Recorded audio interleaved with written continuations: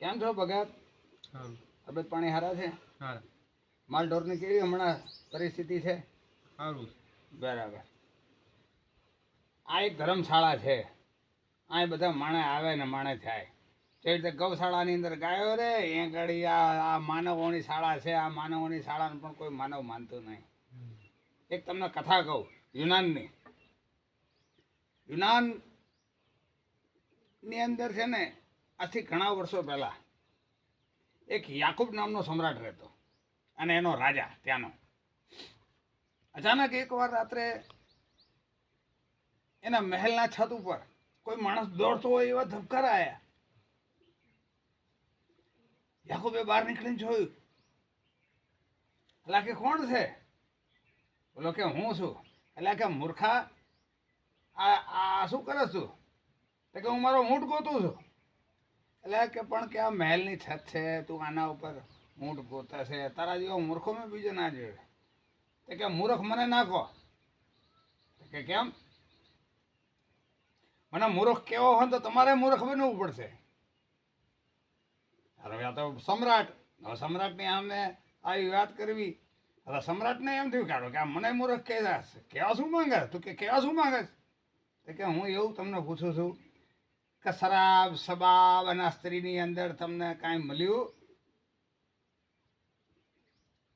જો તમને એમાં કાંઈક મળ્યું હોય તો આ મહેલની છત ઉપર ઊંટે મળશે, અને જો એમાં કાંઈ ના મળ્યું હોય તો અહીં ઊંટ ના મળે.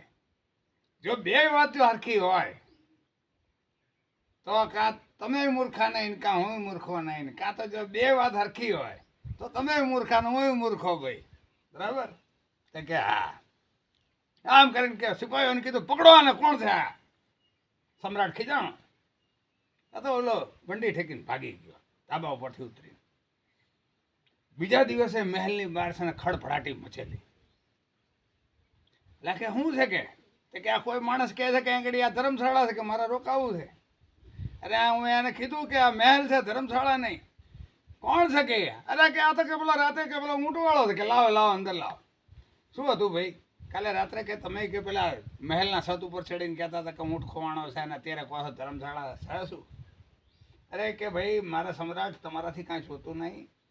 મારે અહીંયા ગાડી 2 દિવસ રોકાવા આવ્યો છું, મારે કંઈક કામ હતું તો મને અહીંયા ગાડી ક્યાંક રોકાણ માટે જગ્યા જોઈએ, એટલે મેં કીધું કે આ ધર્મશાળા છે તો હાલો 2 દિવસ રોકાઈ જાય. તો તમારો સિપાહી એમ કહે છે કે આ ધર્મશાળા નથી, આ રાજમહેલ છે. ને હું કહું છું ધર્મશાળા છે. તો કે તું ખરેખર મૂર્ખો છે. સમ્રાટ કહે કે કેમ ખરેખર મૂર્ખો? એટલે પણ આ સિપાહી જો, આ રાજમહેલ જો, તું મને જો. એટલે ઓલાએ કીધું કે મારી ઉંમર તને કેટલી લાગે છે? કે મારા દાદા જેવડી. બરાબર. એટલે હું તારા દાદા જેવડી ઉંમરનો માણસ હું મૂર્ખો છું એમ તારે સાબિત કરવું છે કે આ ધર્મશાળા છે એવું સાબિત કરવું છે? હું તને ધર્મશાળા છે સાબિત કરી દઈશ. જે ખુરશી ઉપર તું બેઠો છો એના ઉપર આની પહેલાં કોઈક બેઠો તો હું આવ્યો હતો. કોણ હતું એ? કે મારા બાપા. ક્યાં ગયા? કે તો દેવચરણ પામી ગયા. એની પહેલાં એકવાર આવ્યો હતો. એ પહેલાં કોઈક બેઠું હતું. એ ક્યાં ગયા? કે અમારા દાદા હતા. કે મૂર્ખા આટલું નહીં સમજાતો? અહીંયા લોકો આવે છે, બે છે જતા રહે છે, આવે છે, બે છે જતા રહે છે. આ ધર્મશાળા નહીં તો શું છે? અહીંયા લોકો એક રાતના વિસામા માટે આવે છે અને સવાર પડાને પોતાની જોડે લઈને હાલવા માંડે છે. એમાં તું કહે છે કે રાજમહેલ છે? રોકાવા દે મને, આ ધર્મશાળા છે. એ આખું બે રાજની ગાદી ઉપરથી ઊભા થઈને કીધું, એ મહાત્મા, હવે તમારી વાત સાચી છે.